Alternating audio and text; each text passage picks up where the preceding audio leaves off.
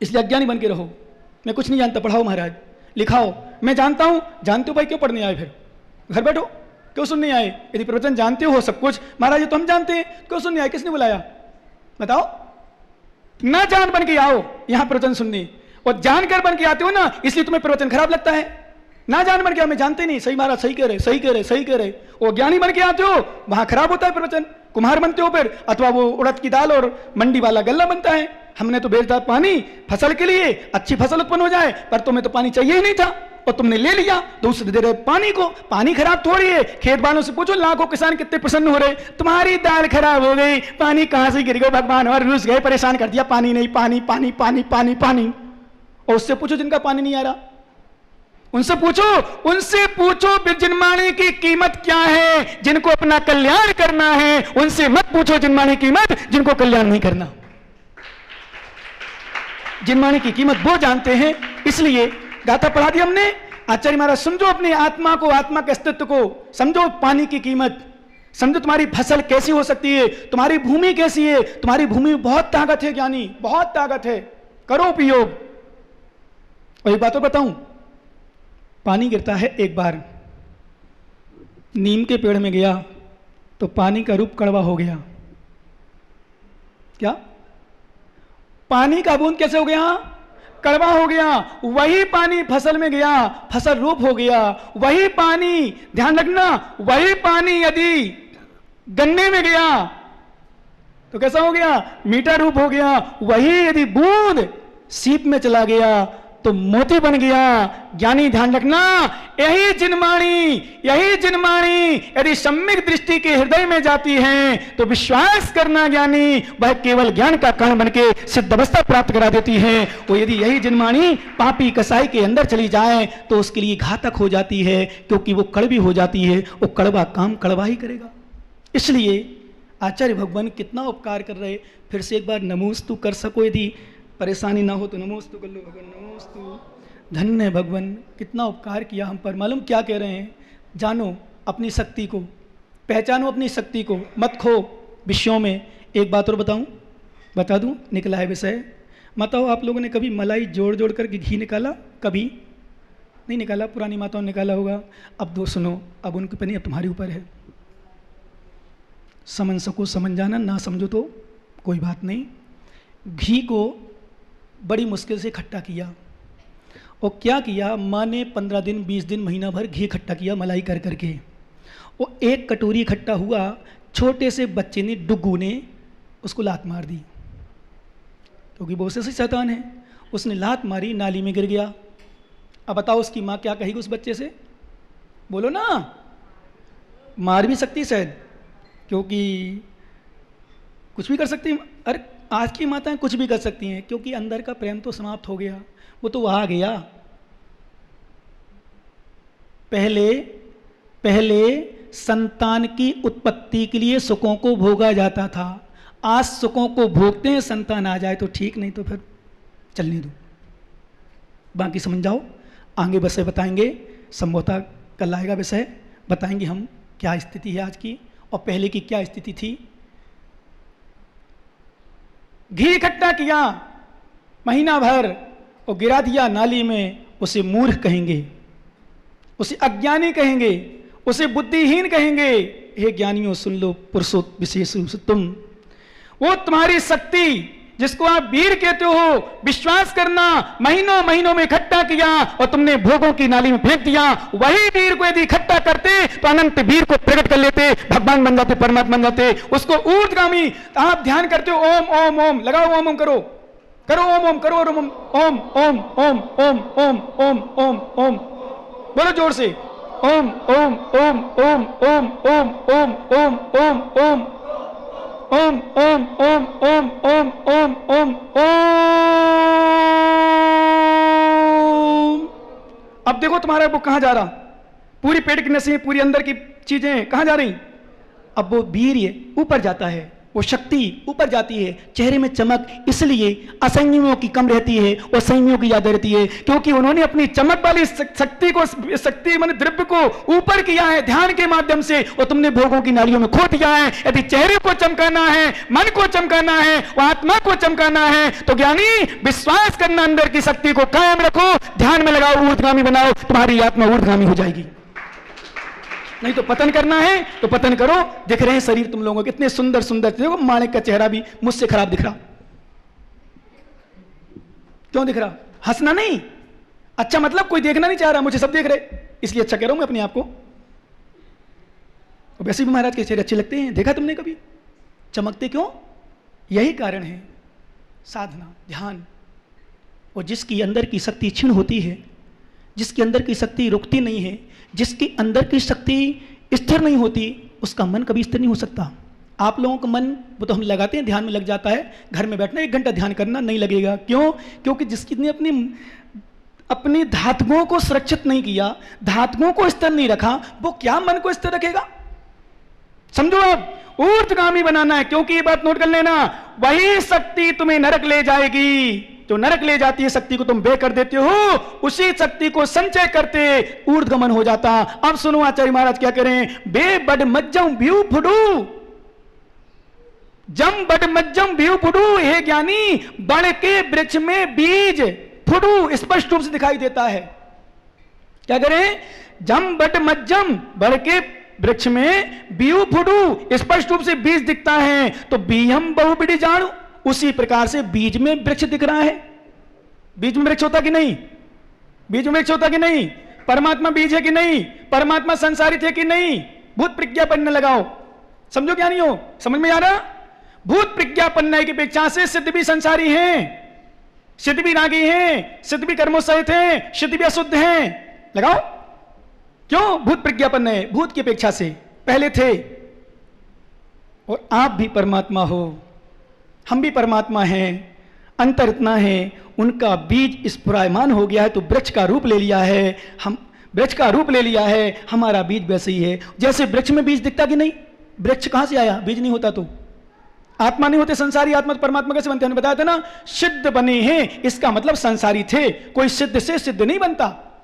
जो ज्ञानी लोग कहते हैं ना, मेरी आत्मा शुद्ध है, शुद्ध काय की शुद्ध है, तेरी शुद्ध है तो काय की शुद्ध करना? फिर ये बताओ माताओ, गंदे कपड़ों को धोती हो कि अशुद्ध, ने किसको कहते, गंदे कपड़े को धोती हो कि शुद्ध कपड़े को धोती हो, साफ कपड़े को धोती हो? बोलो, आप लोग जल्दी जल्दी बोला करो, हमारे पास टाइम नहीं रहता। कई लोग बोलते महाराज आप जल्दी जल्दी क्यों बोलते हो? मैंने कहा धीरे धीरे बोलूंगा, कम शब्द निकलेंगे, जल्दी जल्दी बोलूंगा ज्यादा शब्द निकलेंगे, ज्यादा उपयोग आएगा। ध्यान रखना, सुनो आप, कर वो तो अपनी अपनी प्रकृति है। क्या क्या समझ लेना? ये बताओ, जो साफ हो उसको धोते हैं कि जो गंदा उसको धोते हैं? उन गंदी आत्मा को समझाओ कि ज्ञानी तेरी आत्मा गंदी है, तभी शुद्ध करेगा, और तूने शुद्ध मान लिया, कैसा साफ करेगा?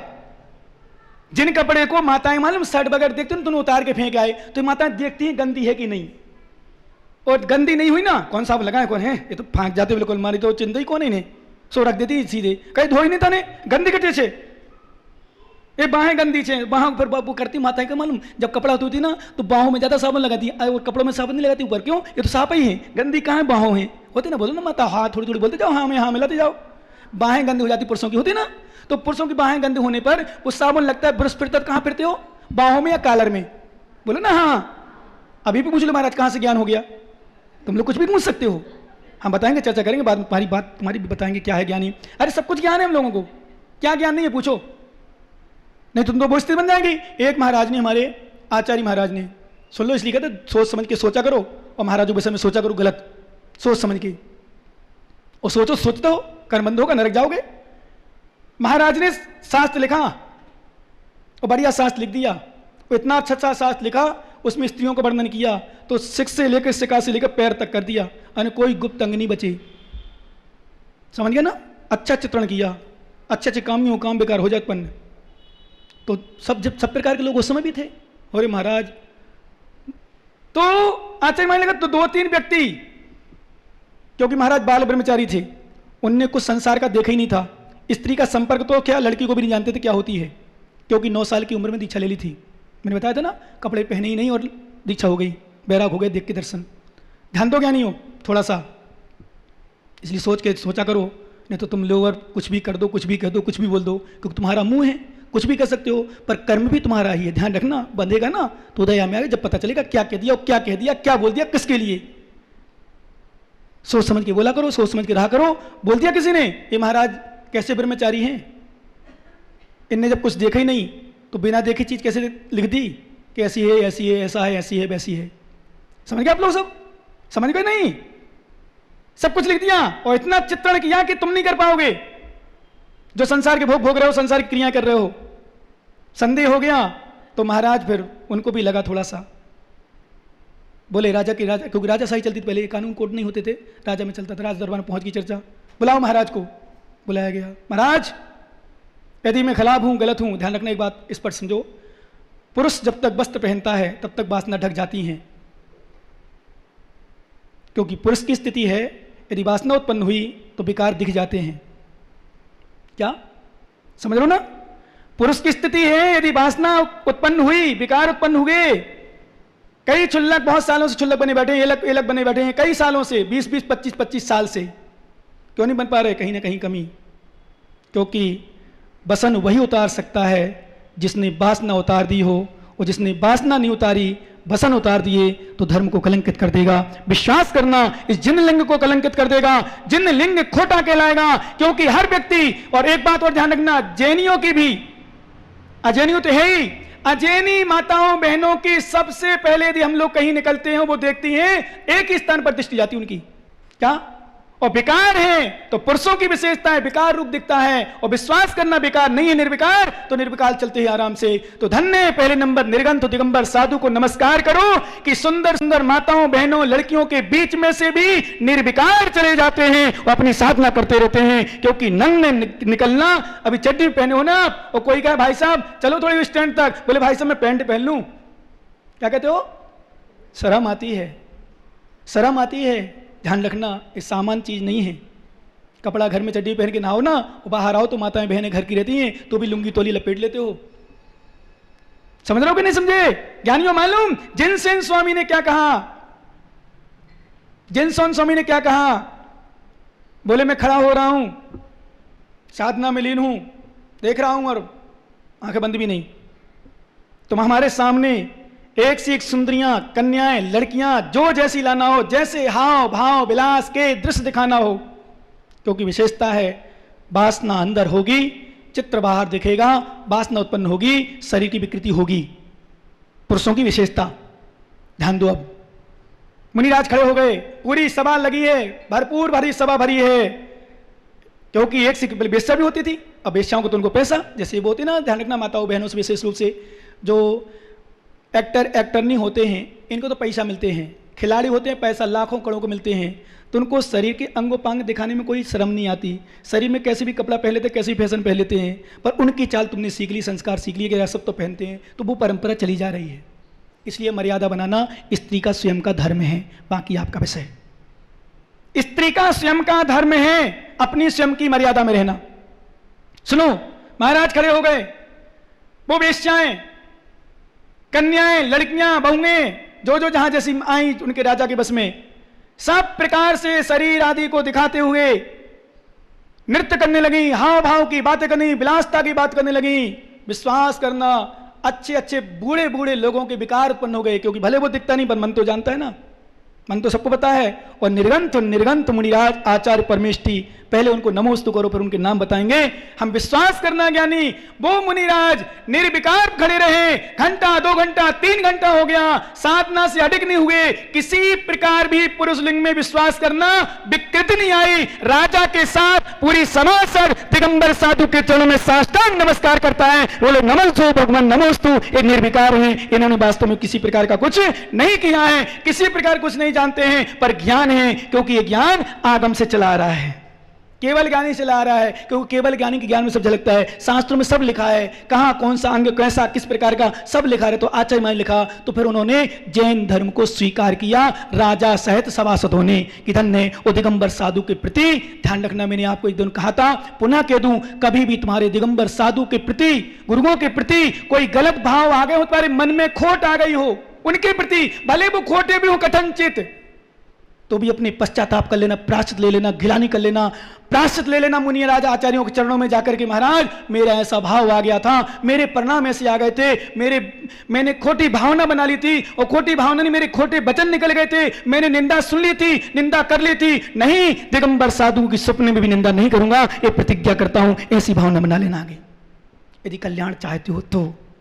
नहीं तो फिर पानी गिर रहा है, अपने आप परमन कर रहा है, जिनवाणी गिर रही है, अपने आप परमन कर रही है, नीम में जा रही कड़वाहट, सीप में जा रही मोती, गन्ने में जा रही मीठा, पापी में जा रही पाप रूप में परिणम हो गई, कसाय का काम कर रही, कसाई में जा रही कसाय काम कर रही, और धर्मात्मा में जा रही तो धर्म का काम कर रही, सुन करके जीवन में कल्याण कर रही। इसलिए आचार्य भगवान कहते ज्ञानी जैसे वृक्ष में बीज दिखाई देता है, ऐसे बीज में वृक्ष दिखाई देता है, तम देह हम देव भी नहीं, उसी प्रकार से देह में देव मानो, समझो जो तई लाओ पहाड़ो, जो 3 लोक में प्रधान है, मुख्य है। और क्या कह रहे हैं, एक गाथा और निकाल लो, बहुत सुंदर आचार्य भगवान योगेंद्र देव स्वामी गाथा दे रहे हैं, निकाल लीजिए 75 नंबर गाथा।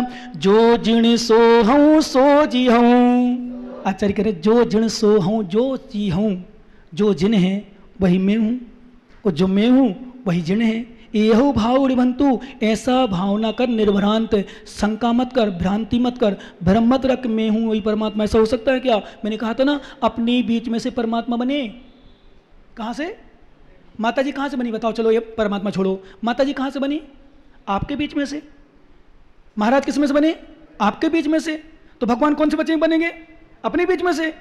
तो भगवान अपनी आत्मा तो है, तो आत्मा है जो परमात्मा है, परमात्मा स्वात्मा है, जो परमात्मा है वो आत्मा ही है, जो आत्मा है वही परमात्मा बनती है, आत्मा से ही परमात्मा बनती है। जितनी आत्मा है उन्हीं आत्माओं से परमात्मा बनेगी, और जितनी परमात्मा है वो इन्हीं आत्माओं से ही बन के गई, कोई अलग से नहीं गया, ध्यान रखना। क्योंकि ध्यान दो ज्ञानी, जो विधायक होते हैं वही मुख्यमंत्री बनता है, जो मुख्यमंत्री बनता है वो विधायक होता ही है, जो प्रधानमंत्री बनती है वो सांसद होता है, सांसद ही प्रधानमंत्री बनता है। ऐसे व्यक्ति इंसान यदि सुधर जाए तो परमात्मा बनने में देरी ना लगे, क्योंकि मोक्षम कारण जो ही अन्नु न तंतु मंतु। आचार्य मान करें अन्य कोई अंतंत्र मंत्र नहीं है, मोक्ष में जाने के लिए यही आत्मा ही परमात्मा है। ऐसी भावना करेगा तो मोक्ष का कारण मिल जाएगा। इस प्रकार जानना। भगवान महावीर स्वामी की